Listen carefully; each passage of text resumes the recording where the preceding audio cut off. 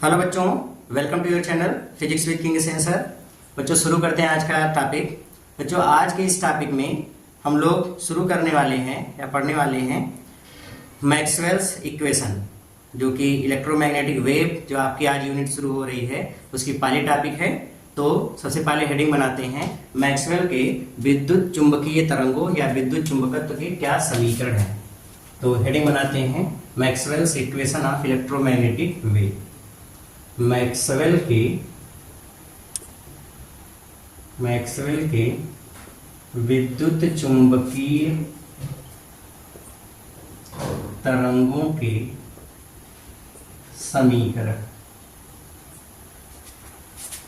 Maxwell's equations of electromagnetic waves. तो बच्चों सबसे पहले हम लोग जो इस चैप्टर में पढ़ना है इलेक्ट्रोमैग्नेटिक वेव, उस चैप्टर को आगे समझने के लिए या इलेक्ट्रोमैग्नेटिक वेव क्या होती है ये चीज हमको समझ में आए, ये चीज हम समझें वेव क्या होती है, कैसे प्रोड्यूस हुई, कैसे मीडियम में आगे प्रोपेगेट करती है, उसकी क्या क्या प्रॉपर्टीज हैं, ये सारी चीजें पढ़ने के लिए हमको ये वाले इक्वेशन या मैक्सवेल्स इक्वेशन को समझना होगा। बच्चों मैक्सवेल एक ऐसे साइंटिस्ट थे जिन्होंने पूरे इलेक्ट्रोस्टैटिक्स और मैग्नेटिज्म को यूनिफाइड कर दिया, मतलब उनको चार समीकरणों में बांट दिया, मतलब दोनों को मिला दिया कि इन दोनों का एक दूसरे के साथ रिलेशन है। नहीं तो इसके पहले हम लोग ये समझते थे कि इलेक्ट्रोस्टैटिक अलग चीज है, मैग्नेटिज्म अलग खंड है, दोनों के बीच कोई रिलेशन नहीं है। लेकिन मैक्सवेल ने कहा नहीं, ऐसा नहीं है, इलेक्ट्रोस्टैटिक्स और मैग्नेटिज्म दोनों का आपस में रिलेशन है, और उसको अपने इक्वेशंस के जरिए उन्होंने बताया। और फिर वो जो चार फेमस इक्वेशन दिए जिसको हम लोग मैक्सवेल्स इक्वेशन बोलते हैं। फिर उसके बाद इलेक्ट्रोमैग्नेटिक वेव कैसे मीडियम में प्रोड्यूस होती है, कैसे चलती है, ये सारी चीजें, सारी कैलकुलेशंस उन्होंने बताया। तो उसी के बारे में हम लोग आज बात करने वाले हैं, मैक्सवेल्स इक्वेशन क्या है। तो बच्चों मैक्सवेल ने इलेक्ट्रोमैग्नेटिक वेव से रिलेटेड कुल चार इक्वेशन दिए थे। उन चारों समीकरणों में उन्होंने पहले दो समीकरण गॉस लॉ के हेल्प से बताया था, जिसमें एक इलेक्ट्रोस्टैटिक्स का गॉस लॉ है और एक मैग्नेटिज्म का गॉस लॉ है ये। और जो तीसरा लॉ था उन्होंने फैराडे के नियम के हेल्प से बताया। और जो फोर्थ लॉ है या फोर्थ इक्वेशन है, लॉ नहीं फोर्थ इक्वेशन, वो जो फोर्थ इक्वेशन है वो उन्होंने एम्पियर के नियम की हेल्प से बताया। तो समझने की कोशिश करते हैं कि चीजें क्या है, क्या क्या इक्वेशन में मैक्सवेल ने बताया। तो बच्चों सबसे पहले मैक्सवेल के विद्युत चुंबकीय तरंगों के समीकरण में हम लोग लेते हैं पहला समीकरण, फर्स्ट इक्वेशन, प्रथम समीकरण। और प्रथम समीकरण लिया गया है, इसको हम लोग बोलते हैं स्थिर वैद्युतिकी का गॉस का नियम, स्थिर वैद्युतिकी का गॉस का नियम, Gauss law of electrostatics, first law, या इसी को बोलेंगे गॉस लॉ ऑफ इलेक्ट्रोस्टैटिक्स। ये तो इसको बच्चों आप बोलोगे फर्स्ट लॉ या बोलेंगे गॉस लॉ ऑफ इलेक्ट्रोस्टैटिक्स। ये बच्चों इस इक्वेशन में उन्होंने बताया गया, इनका जो फर्स्ट इक्वेशन है वो है closed integration of E dot dA is equals Q by epsilon naught. ये मैक्सवेल का फर्स्ट इक्वेशन है। मैक्सवेल के इस इक्वेशन से हमको ये पता चलता है cause of an electric field is an electric charge, मतलब अगर कहीं पर कोई चार्ज है तो चार्ज हमेशा इलेक्ट्रिक फील्ड बनाएगा। मतलब इलेक्ट्रिक फील्ड बनने का कारण क्या है, तो आंसर इलेक्ट्रिक चार्ज। अगर कहीं पर कोई इलेक्ट्रिक चार्ज है तो वह इलेक्ट्रिक चार्ज एक इलेक्ट्रिक फील्ड बनाएगा। ठीक है, अब डजंट मैटर कि ये चार्ज रेस्ट में है, ये चार्ज मोशन में है, कोई फर्क नहीं पड़ता, चार्ज है तो इलेक्ट्रिक फील्ड है, चार्ज है तो इलेक्ट्रिक फील्ड है, चार्ज नहीं तो इलेक्ट्रिक फील्ड नहीं है। फिर से समझिए, ये इक्वेशन हमको बताता है कि अगर कहीं पर चार्ज है तो इलेक्ट्रिक फील्ड है, चार्ज नहीं है तो इलेक्ट्रिक फील्ड नहीं। तो अब हमने ये भी बताया कि डजंट मैटर, ये इसकी कोई बात नहीं है कि चार्ज रेस्ट पे है या मोशन में, लेकिन चार्ज अगर है, चाहे वो रेस्ट पे हो चाहे मोशन में हो, दोनों स्थितियों में चार्ज है तो इलेक्ट्रिक फील्ड है। मतलब चार्ज हमेशा इलेक्ट्रिक फील्ड क्रिएट करता है। मैक्सवेल के फर्स्ट लॉ से ये क्लियर होता है। अच्छा, सरफेस क्लोज्ड इंटीग्रेशन का मतलब सरफेस क्लोज्ड है, एक बंद है सरफेस, और इससे इलेक्ट्रिक फील्ड लिंक है। अगर बंद सरफेस से इलेक्ट्रिक फील्ड लिंक हो रहा है और उसका इंटीग्रेशन इस क्लोज सरफेस के साथ लेने पर जीरो नहीं मिल रहा है, दैट मींस फ्लक्स खाली एक ही डायरेक्शन में है। फ्लक्स एक ही डायरेक्शन में, जो फ्लक्स इलेक्ट्रिक सरफेस से बाहर की तरफ जाती है उसको हम निगेटिव लेते हैं, और जो अंदर आती है उसको हम पॉजिटिव लेते हैं। तो यहाँ पे मान लो कि निगेटिव चार्ज है या पॉजिटिव चार्ज है, कोई भी चार्ज है, सपोज यहाँ निगेटिव चार्ज है, सब वैद्युत बल रेखाएं ऐसे अंदर की तरफ आ रही हैं। तो ये अंदर की तरफ आ रही हैं। अब इनका एक क्लोज सरफेस के साथ इंटीग्रेशन लेने पर या फ्लक्स देख रहे हैं तो नेट फ्लक्स की वैल्यू जीरो नहीं है, नेट फ्लक्स की वैल्यू जीरो नहीं है। इसका अर्थ ये हुआ कि कभी भी फ्लक्स जीरो तब होता है जब एक तरफ से आ रही है और दूसरी तरफ निकलती, तो एक पॉजिटिव एक निगेटिव, नेट फ्लक्स जीरो होता। लेकिन यहाँ पे देख रहे हैं कि बस खाली एक ही तरफ आ रही है। इसका अर्थ ये हुआ कि कभी भी इलेक्ट्रिक फील्ड लाइंस, कभी भी इलेक्ट्रिक फील्ड लाइंस एक क्लोज्ड लूप का निर्माण नहीं करती। कभी भी इलेक्ट्रिक फील्ड लाइंस, कभी भी electric field lines closed loop का निर्माण नहीं करती, बंद लूप नहीं बनाती। ये हमेशा एक चार्ज से निकलती हैं या एक चार्ज पे आके टर्मिनेट होती हैं, लेकिन कभी भी क्लोज्ड लूप का फॉर्मेशन नहीं करती। ये मैक्सवेल का फर्स्ट इक्वेशन था। तो बच्चों मैक्सवेल के फर्स्ट इक्वेशन से हमको क्या पता चलता है? तो आंसर मैक्सवेल के फर्स्ट इक्वेशन से हमको पता चलता है कि इलेक्ट्रिक फील्ड एक इलेक्ट्रिक चार्ज बनाता है, या चार्ज अगर कहीं पर रहेगा तो वो इलेक्ट्रिक फील्ड बनाएगा, चार्ज नहीं है तो इलेक्ट्रिक फील्ड नहीं बना सकता। तो चार्ज इलेक्ट्रिक फील्ड बनाता है, ये पहली चीज मैक्सवेल ने अपने इक्वेशन में बताई। मैक्सवेल का सेकंड इक्वेशन क्या है? तो मैक्सवेल का जो द्वितीय समीकरण है, इसी समीकरण को हम लोग कहते हैं चुंबकत्व का गॉस का नियम। चुंबकत्व का गॉस का नियम, इसको हम लोग बोलते हैं सेकंड लॉ। सेकंड लॉ नहीं, सेकंड इक्वेशन, या इसी को बोलते हैं गॉस लॉ ऑफ मैग्नेटिज्म। ये गॉस लॉ ऑफ मैग्नेटिज्म, द्वितीय समीकरण, सेकंड इक्वेशन या चुंबकत्व का गॉस का नियम। अब बच्चों सेकंड इक्वेशन या गॉस लॉ ऑफ मैग्नेटिज्म क्या है, या सेकंड इक्वेशन ये है closed integration of B dot dA is equals 0।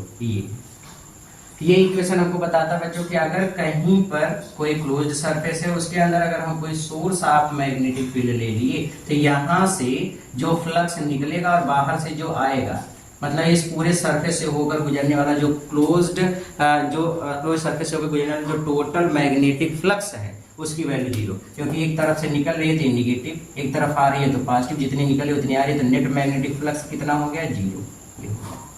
अब इसका अर्थ ये हुआ ये तभी पॉसिबल है जब एक तरफ से निकले और घूम करके दूसरी तरफ से वापस आ जाए। इसका मतलब मैग्नेटिक फील्ड लाइंस एक क्लोज्ड लूप का निर्माण करती है। क्या बनाती है? मैग्नेटिक फील्ड लाइंस एक क्लोज्ड लूप का निर्माण करती हैं। अब क्लोज्ड लूप में नॉर्थ और साउथ पोल डिवाइडेबल नहीं होते, मतलब इनको हम अलग अलग नहीं कर सकते। तो मैक्सवेल का दूसरा समीकरण हमको ये बताता है कि चुंबकीय बल रेखाएं सदैव एक बंद वक्र का निर्माण करती हैं, और चुंबक के जो या इनके जो नॉर्थ और साउथ पोल होते हैं इनको कभी भी डिवाइड नहीं कर सकते। तो चुंबक के उत्तरी और दक्षिणी ध्रुव को अलग नहीं किया जा सकता, और चुंबकीय बल रेखाएं हमेशा एक बंद वक्र का निर्माण करती हैं। ये मैक्सवेल के सेकंड इक्वेशन से हमको पता चलता है। जो मैक्सवेल का फर्स्ट इक्वेशन हमको क्या बताया था कि इलेक्ट्रिक चार्ज इलेक्ट्रिक फील्ड बनाता है और इलेक्ट्रिक फील्ड लाइंस बंद वक्र का निर्माण नहीं करती हैं। ये पहले इक्वेशन से पता चला था। और दूसरा इक्वेशन से ये पता चलता है कि चुंबकीय बल रेखाएं हमेशा एक बंद वक्र का निर्माण करती हैं। ओके, इन दोनों इक्वेशन से, या पहले इक्वेशन में अगर हम खाली बात करें तो पहले इक्वेशन में उन्होंने बताया इलेक्ट्रिक फील्ड कौन बना सकता है, तो एक हमको पता चला इलेक्ट्रिक फील्ड एक इलेक्ट्रिक चार्ज बना सकता है। तीसरे इक्वेशन में उन्होंने एक चीज और समझाई है कि इलेक्ट्रिक फील्ड बनने का कारण और क्या हो सकता है, और कौन सी चीज है जो इलेक्ट्रिक फील्ड बना सकती है। देखते हैं मैक्सवेल का थर्ड इक्वेशन क्या है। तृतीय समीकरण या इसी को हम लोग बोलते हैं फैराडे का विद्युत चुंबकीय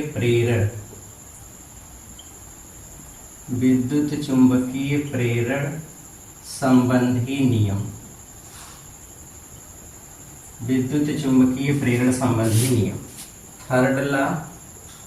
थर्ड इक्वेशन, या हम इसी को बोलते हैं Faraday's law of EMI, electromagnetic induction. जो फैराडे के नियम के हेल्प से मैक्सवेल ने जो थर्ड इक्वेशन बताया है वो है integration of E.dl is equals negative rate of change of magnetic flux.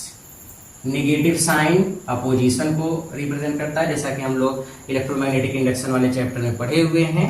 तो नेगेटिव साइन का खाली अपोजिशन का अर्थ है, फ्लक्स परिवर्तन का विरोध होगा और अदरवाइज कुछ नहीं।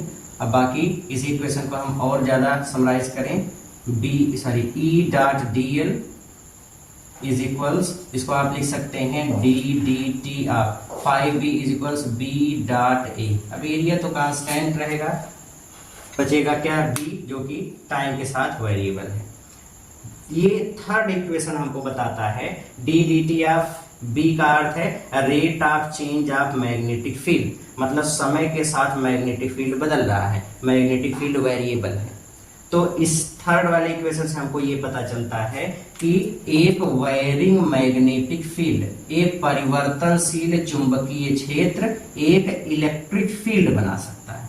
क्या बना सकता है? Electric field. एक परिवर्ती चुंबकीय क्षेत्र के पास ये क्षमता है कि वह इलेक्ट्रिक फील्ड प्रोड्यूस करे।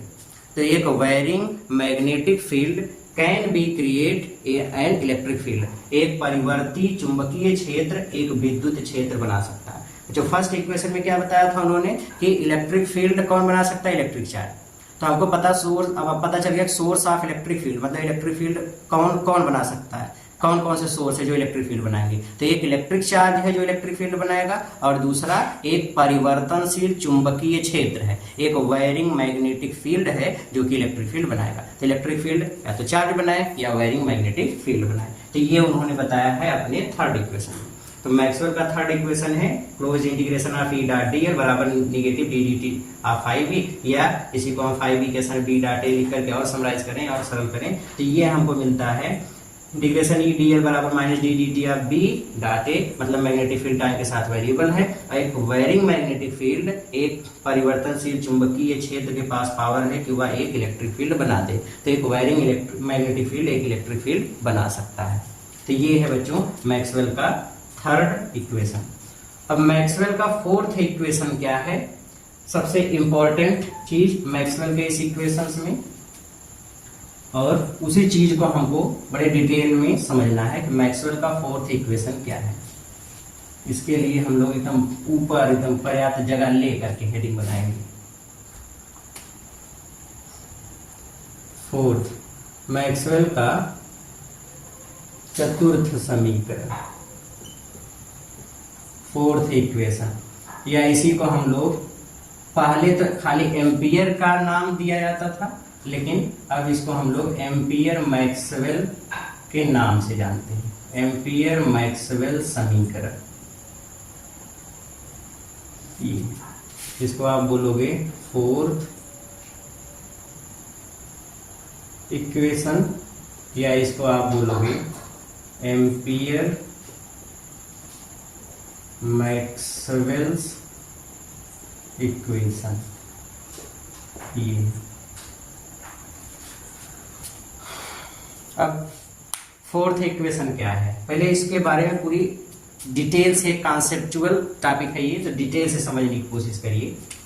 देखिए मैक्सवेल ने अपना फोर्थ इक्वेशन एम्पियर के लॉ से बताया था। वो खोजना चाहते थे, वो बताना चाहते थे कि जैसे कि हम लोग अभी पढ़े हैं मैक्सवेल के पिछले 3 समीकरणों में से 2 इक्वेशन ने हमको ये बताया, फर्स्ट और थर्ड ने, इसमें हमको ये पता चला कि इलेक्ट्रिक फील्ड बनने का काज कौन है, सोर्स कौन है। तो वहां पे पता चला इलेक्ट्रिक चार्ज है तो भी इलेक्ट्रिक फील्ड, एक परिवर्तनशील चुंबकीय क्षेत्र वायरिंग मैग्नेटिक फील्ड है तो भी इलेक्ट्रिक फील्ड, मतलब ये दोनों इलेक्ट्रिक फील्ड बनाते हैं। उन्होंने सोचने की कोशिश की कि अच्छा तो फिर मैग्नेटिक फील्ड का सोर्स क्या है। जैसे इलेक्ट्रिक फील्ड का सोर्स तो पता चल गया चार्ज या वायरिंग मैग्नेटिक फील्ड, वैसे ही electric field sorry magnetic field का सोर्स क्या है, मैग्नेटिक फील्ड कौन बना सकता है। तो मैग्नेटिक फील्ड का सोर्स जानने के लिए, उसको समझने के लिए उन्होंने हेल्प ली इसकी एम्पियर्स लॉ की। एम्पियर्स लॉ ये था, line integration of B dot D L is equals mu naught and I, this is where I is total enclosed current inside loop, या लूप के अंदर की कुल घिरी धारा होती है। तो इस इक्वेशन से उन्होंने देखा कि बी डॉट डी एल बराबर म्यू नॉट इंटू आई, मतलब ये है कि करंट एक मैग्नेटिक फील्ड बनाता है। क्या बनाता है, करंट मैग्नेटिक फील्ड बना सकता है। ओके, तो करंट मैग्नेटिक फील्ड बनाएगा। करंट को कौन बनाता है, एक मूविंग चार्ज, तो हम लोग इसको ऐसे भी बोल सकते हैं, एक मूविंग चार्ज मैग्नेटिक फील्ड बनाता है। तो एक मूविंग चार्ज जो कि करंट बनाता है और करंट मैग्नेटिक फील्ड बनाता है, that means moving charge magnetic field बनाता है। यहाँ तक तो बात ठीक थी, उन्होंने सोचा कि हाँ यहाँ तक तो ठीक है, लेकिन वो सरप्राइज तब हुए जब उन्होंने एक अल्टरनेटिंग करंट सर्किट, जो कि हम लोग पिछले चैप्टर में पढ़ के आ रहे हैं अल्टरनेटिंग करंट वाले में, एक अल्टरनेटिंग करंट सर्किट जिसको हम लोग बोलते हैं सी सर्किट। क्या बोलते हैं, सी सर्किट। बच्चों एक ऐसा अल्टरनेटिंग करंट सर्किट जिसमें केवल एक कैपेसिटर जुड़ा होता है, एक सोर्स है, ये सोर्स है अल्टरनेटिंग वोल्टेज का ये। अब इस सी सर्किट में हम क्या ऑब्जर्व करते हैं, या मैक्सवेल ने क्या देखा। तो जो यहाँ पे जैसे ही ये पॉजिटिव या नेगेटिव टर्मिनल पर हुआ, करंट इधर फ्लो करना शुरू की, किसी क्षण यहाँ पे करंट आ रही है, सपोज आई। अब चूंकि करंट मैग्नेटिक फील्ड बनाता है, तो उन्होंने यहाँ पे एक कंपास नीडल रखा और देखा, तो कंपास नीडल में जैसे करंट फ्लो हुई, कंपास नीडल अपने स्थान से डिस्प्लेस्ड हुआ, दैट मीन्स इसके आसपास मैग्नेटिक फील्ड बन गई। तो उन्होंने कहा जाहिर सी चीज है, जब करंट फ्लो होगी तो मैग्नेटिक फील्ड बनेगा, तो मैग्नेटिक फील्ड बना, ठीक है। सरप्राइज तब हुए जब इस कंपास नीडल को उन्होंने कैपेसिटर की प्लेटों के बीच में रखा, यहाँ पे रख दिया, नॉर्थ और साउथ पोल। अब यहाँ पे जब हम कैपेसिटर की प्लेटों के बीच में इसको रख देते हैं कंपास नीडल को, और जैसे ही करंट फ्लो कराते हैं हम लोग देखते हैं, तब भी ये कंपास नीडल घूम गई, अब कंपास नीडल का घूमना तो बड़ा सरप्राइजिंग था। सरप्राइजिंग इसलिए था क्योंकि करंट मैग्नेटिक फील्ड बना सकती है। संधारित्र की प्लेटों के बीच तो खाली स्थान है, इसमें या तो निर्वात है या फिर एयर भरा हुआ है, और एयर में चार्ज चल नहीं सकते, तो मूविंग चार्ज है नहीं जो मैग्नेटिक फील्ड बनाए। जब चार्ज चल नहीं सकते तो करंट फ्लो हो नहीं सकती, करंट फ्लो नहीं होगी, दैट मीन्स करंट बनेगी नहीं। अब करंट बनेगी नहीं या करंट फ्लो नहीं होगी तो मैग्नेटिक फील्ड भी नहीं बनेगा। मैग्नेटिक फील्ड नहीं बनेगा तो फिर यहाँ पे मैग्नेट कंपास नीडल हिला क्यों? बात फिर से समझो। जैसे एम्पियर ने क्या कहा, एम्पियर ने यही कहा कि अगर करंट फ्लो होगी तो मैग्नेटिक फील्ड बनेगा। उन्होंने कहा ठीक है, यहाँ उन्होंने कंपास नीडल रखा, देखा डिस्प्लेस हुआ, उन्होंने कहा सही बात है भाई, करंट इस वायर में जा रही है, यहाँ पे करंट है तो मैग्नेटिक फील्ड है। लेकिन यहाँ कैपेसिटर की प्लेटों के बीच में जब उन्होंने कंपास नीडल को रखा तो भी वो डिस्प्लेस कर गई, और ये बड़ा सरप्राइजिंग था। सरप्राइजिंग इसलिए था क्योंकि जब हम कैपेसिटर की प्लेटों के बीच में कंपास नीडल को रखे, तो कंपास नीडल को रखते ही उन्होंने देखा कि डिस्प्लेस्ड हो गई। अब डिस्प्लेस्ड हो गई तो सरप्राइजिंग क्यों लगा? सरप्राइजिंग इसलिए लगा क्योंकि एम्पियर ने बताया करंट मैग्नेटिक फील्ड या मूविंग चार्ज बना सकती है। अब कैपेसिटर की प्लेटों के बीच फ्री स्पेस, या तो निर्वात होगा या फिर एयर होगा। अब इसमें चार्ज चलेंगे नहीं, जब चार्ज नहीं चलेंगे तो मैग्नेटिक फील्ड नहीं बन सकता, चार्ज नहीं चलेंगे तो करंट भी नहीं बन सकता जो कि मैग्नेटिक फील्ड बनाए। तो जब इधर चार्ज नहीं चल रहे हैं, करंट नहीं चल रहा है, तो फिर कंपास नीडल हिला क्यों? कंपास नीडल का हिलने का अर्थ यहाँ पे मैग्नेटिक फील्ड बन गया, तो मैग्नेटिक फील्ड बना क्यों? किसने बनाया? तो इसका मतलब क्या एम्पियर गलत बताए थे कि करंट मैग्नेटिक फील्ड बना सकता है, क्योंकि यहाँ पे तो करंट है ही नहीं है, तभी मैग्नेटिक फील्ड बन गया। तो क्या एम्पियर का रूल कुछ मिस्टेकफुल है, इसमें कुछ गलत है, कुछ गलती या इनकम्प्लीट है, क्या है? तो ये सारी चीजों को ऑब्जर्व करने के बाद मैक्सवेल ने ये कहा कि देखिए एम्पियर का रूल गलत नहीं है, एम्पियर का रूल गलत नहीं है, हाँ एम्पियर का रूल इनकम्प्लीट है, मतलब ये थोड़ा सा उसमें कोई ऐसा टर्म है जो मिस कर रहा है। जैसे वो मैग्नेटिक फील्ड कौन बनाता है, इस चीज के बारे में वो ऑब्जर्वेशन कर रहे थे, प्रेक्षण कर रहे थे, देख रहे थे। तो उन्होंने कहा एम्पियर का जो रूल है, जिसने कहा कि हाँ करंट मैग्नेटिक फील्ड बनाती है, तो एक चीज तो सही है, लेकिन साथ ही साथ कुछ और भी है जो उस मैग्नेटिक फील्ड को बना सकता है। अब वो क्या है, उसी चीज को एम्पियर देना भूल गए। वो और कौन सी चीज है जो मैग्नेटिक फील्ड बना सकता है? जहां करंट नहीं फ्लो होगी, करंट नहीं रहेगी, तब भी वो दूसरा वाला जो भाग है जो उन्होंने नहीं बताया, वो जो पद जो छूट गया है, वो ऐसा कौन सा टर्म है जो हमको ये बताएगा कि अगर करंट नहीं है तब भी मैग्नेटिक फील्ड बनेगी और इसकी वजह से बनेगी। तो वो चीज जो छूट गया है उसके बारे में उन्होंने बताया। उन्होंने क्या देखा, अब ध्यान से समझिए, वो छूटी हुई चीज को उन्होंने क्या कहा। उन्होंने कहा देखिए अल्टरनेटिंग करंट में होता है कि करंट जीरो से बढ़ना शुरू करती है।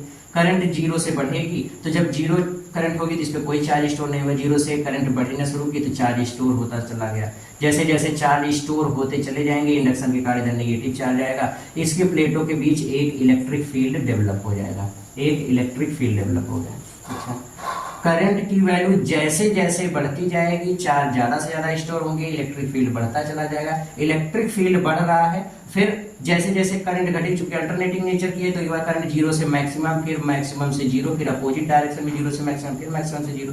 तो जब करंट जीरो से मैक्सिमम होगी तो इलेक्ट्रिक फील्ड बढ़ेगा, इलेक्ट्रिक फील्ड पहले बढ़ेगा, फिर करंट घटना शुरू होगी तो इलेक्ट्रिक फील्ड घटता जाएगा, फिर जीरो, फिर अपोजिट डायरेक्शन में फिर बढ़ा, फिर जीरो। तो हम देखते हैं कि वेरिएबल करंट फ्लो कराने से, अल्टरनेटिंग करंट फ्लो कराने से इस कैपेसिटर की प्लेटों के बीच में इलेक्ट्रिक फील्ड वेरिएबल है। इलेक्ट्रिक फील्ड क्या है? वेरिएबल। उन्होंने कहा कि ये जो वेरिएबल इलेक्ट्रिक फील्ड है, यही वो टर्म है जो मैक्सवेल नहीं बताया कि ये वेरिएबल इलेक्ट्रिक फील्ड या परिवर्ती विद्युत क्षेत्र, इसके पास पावर है कि ये मैग्नेटिक फील्ड बना रहा है और इसी वजह से कंपासिटर है। उन्होंने कहा कि परिवर्ती विद्युत क्षेत्र के पास भी ये पावर है कि वह मैग्नेटिक फील्ड बना सकता है। जैसा कि एम्पियर ने बताया कि करंट या मूविंग चार्ज मैग्नेटिक फील्ड बना सकता है, सही है, वो दोनों मैग्नेटिक फील्ड बना सकते हैं, लेकिन साथ ही साथ परिवर्ती विद्युत क्षेत्र वायरिंग इलेक्ट्रिक फील्ड के पास भी ये पावर है कि वह मैग्नेटिक फील्ड बना ले, तो वो भी मैग्नेटिक फील्ड बना सकता है। लेकिन उस मैग्नेटिक फील्ड का नाम क्या होगा? क्या किस नाम से उसको बताएंगे कि हाँ ये मैग्नेटिक फील्ड बना रहा है, तो इसका क्या नाम होगा? तो इसको लेकर के या इस चीज को या इस परिवर्ती विद्युत क्षेत्र को लेकर के मैक्सवेल ने कहा कि देखिए, जैसे कि अब यहाँ पे ये वाली करंट जो चालक के अंदर धारा बहती है, जो चालक के अंदर धारा बह रही है आवेशों के कारण, चालक के अंदर आवेश के कारण बहने वाली धारा को IC से दिखाते हैं और इसको कंडक्शन करंट या चालन धारा बोलते हैं। तो मैक्सवेल ने कहा देखिए, वायर के अंदर फ्लो होने वाली करंट जो काम करती थी, मतलब मैग्नेटिक फील्ड ही बनाती, मैग्नेटिक फील्ड बनाती थी। वायर के अंदर बहने वाली करंट, चालन धारा या करंट, कंडक्शन करंट जो काम कर रही है, मतलब मैग्नेटिक फील्ड बना रही है, जो काम कर रही है वही काम, सेम जॉब इस कैपेसिटर की प्लेटों के बीच ये परिवर्ती विद्युत क्षेत्र कर रहा है। परिवर्ती विद्युत क्षेत्र भी क्या काम कर रहा है? मैग्नेटिक फील्ड बना रहा है। तो इस वायर के अंदर फ्लो होने वाली जो करंट है, जो कि मैग्नेटिक फील्ड बना रहा है, वही काम इस कैपेसिटर की प्लेटों के बीच का ये परिवर्ती विद्युत क्षेत्र भी कर रहा है। अब अगर इसने मैग्नेटिक फील्ड बनाया और इसका नाम करंट रखा गया, तो इसने भी तो मैग्नेटिक फील्ड बनाया, तो इसका नाम भी करंट होना चाहिए। तो उन्होंने इस परिवर्ती विद्युत क्षेत्र का नाम रख दिया डिस्प्लेसमेंट करंट। इसका नाम क्या रख दिया? Displacement current. ये भी करंट ही है। अरे भैया आप ऐसे समझो, जैसे मान लीजिए आपके विद्यालय में कोई एक आदमी आपको फिजिक्स पढ़ा रहा है, तो अगर वो आपको पढ़ा रहा है, कोई विद्यालय में कोई आदमी आपको पढ़ा रहा है, टीचिंग कर रहा है, तो हम लोग क्या बोलेंगे कि वो आदमी एक टीचर है। ठीक है, वो आदमी किसी कारण से एक दिन एब्सेंट हो गया, एक जगह एब्सेंट हो गया, एक दिन एब्सेंट हो गया। अब जहां पे वो एब्सेंट हो गया, उसके स्थान पे एक दूसरा आदमी आया, वो भी वही काम किया जो पहला करता था। मतलब क्या काम किया? टीचिंग का, पढ़ाने का। तो ये जो दूसरा आदमी है जो वही काम कर रहा है जो पहला कर रहा था, मतलब पढ़ा रहा है, तो इस दूसरे वाले आदमी को भी हम क्या बोलेंगे? टीचर। ये तो बोलेंगे भाई पहला आदमी था, पढ़ाने का काम करता था, नाम टीचर था, टीचर हम लोग बोलते थे। दूसरा आदमी आया, पहले की जगह पे पहला एब्सेंट हो गया, तो दूसरा आदमी आया उसकी जगह वही काम कर रहा है, पढ़ाने का भी, तो उसी को, उस आदमी को भी हम बोलेंगे ये भी टीचर है। तो उसी तरीके से मैक्सवेल ने कहा कि ये करंट मैग्नेटिक फील्ड बनाया। अब या इसने मैग्नेटिक फील्ड बनाया जिसका नाम करंट है, वैसे यहाँ पे परिवर्ती विद्युत क्षेत्र ने भी मैग्नेटिक फील्ड बनाया, तो इसका भी नाम करंट होना चाहिए, तो इसका नाम उन्होंने करंट रख दिया। और जिस करंट को, जो करंट का नाम रखा वो करंट कहलाए डिस्प्लेसमेंट करंट। क्या कहलाए? Displacement current. ये तो यहां से उन्होंने बताया डिस्प्लेसमेंट करंट क्या होती है। तो डिस्प्लेसमेंट करंट क्या होती है, तो आप बताएंगे बच्चों, परिवर्ती किसी भी सी सर्किट के अंदर कैपेसिटर की प्लेटों के बीच परिवर्ती विद्युत क्षेत्र वही काम करती है जो चालक में बहने वाली चालन धारा करती है, अर्थात मैग्नेटिक फील्ड बनाती है। इस परिवर्ती विद्युत क्षेत्र को ही विस्थापन धारा कहते हैं, डिस्प्लेसमेंट करंट कहते हैं। तो उन्होंने कहा कि देखिए, जो मैक्सवेल का रूल, मैक्सवेल ने बताया जो एम्पियर का रूल था, जिसमें कि उन्होंने बताया था म्यू नॉट इंटू आई जो करंट उन्होंने चालन धारा बताया था, ये वास्तव में आई जो करंट होती है कंडक्शन करंट और डिस्प्लेसमेंट करंट दोनों का योग होती है। IC और ID दोनों का योग होती है। तो I बराबर IC प्लस ID इसके बराबर होता है। मतलब जहां पे IC होगी वहां ID नहीं बनेगी। जैसे यहाँ पे देखिए IC है तो ID 0, लेकिन यहाँ पे ID है तो यहाँ पे IC 0। मतलब दोनों में से कोई एक ही करंट बन सकती है। IC और ID दोनों एक दूसरे के बराबर होते हैं। उन्होंने कहा जहां I लिखे थे वो वहां पे IC प्लस ID लिख दो, इक्वेशन सही हो जाएगा। तो हमको पता चल जाएगा या तो कंडक्शन करंट मैग्नेटिक फील्ड बना रहा है या फिर डिस्प्लेसमेंट करंट मैग्नेटिक फील्ड बना रहा है। डिस्प्लेसमेंट करंट मतलब वायरिंग इलेक्ट्रिक फील्ड करंट बना रहा है, सॉरी मैग्नेटिक फील्ड बना रहा है। ये है, तो या तो चालन धारा मैग्नेटिक फील्ड बनाएगा या डिस्प्लेसमेंट करंट मैग्नेटिक फील्ड बनाएगा। और डिस्प्लेसमेंट करंट होता क्या है? वायरिंग इलेक्ट्रिक फील्ड होता है। ये चीज है। तो उन्होंने संशोधन के बाद जो मैक्सवेल ने फोर्थ इक्वेशन दिया एम्पियर के लॉ में संशोधन के बाद, वो इक्वेशन है close line integration of B D L is equals mu naught into I के स्थान पे IC प्लस ID। ये मैक्सवेल का फोर्थ इक्वेशन है। इस इक्वेशन को हम लोग बोलते हैं एम्पियर मैक्सवेल समीकरण। इस समीकरण से हमको पता चलता है कि मूविंग चार्ज या चालन धारा मैग्नेटिक फील्ड बनाता है, या फिर परिवर्ती विद्युत क्षेत्र जिसको हम डिस्प्लेसमेंट करंट कहते हैं वो मैग्नेटिक फील्ड बनाता है। तो ये बच्चों मैक्सवेल के चारों इक्वेशन थे, इसको खूब अच्छे से पढ़ लेंगे। इंपॉर्टेंट इक्वेशंस हैं, आगे भी हम लोगों को पढ़ने के लिए मिलेंगे।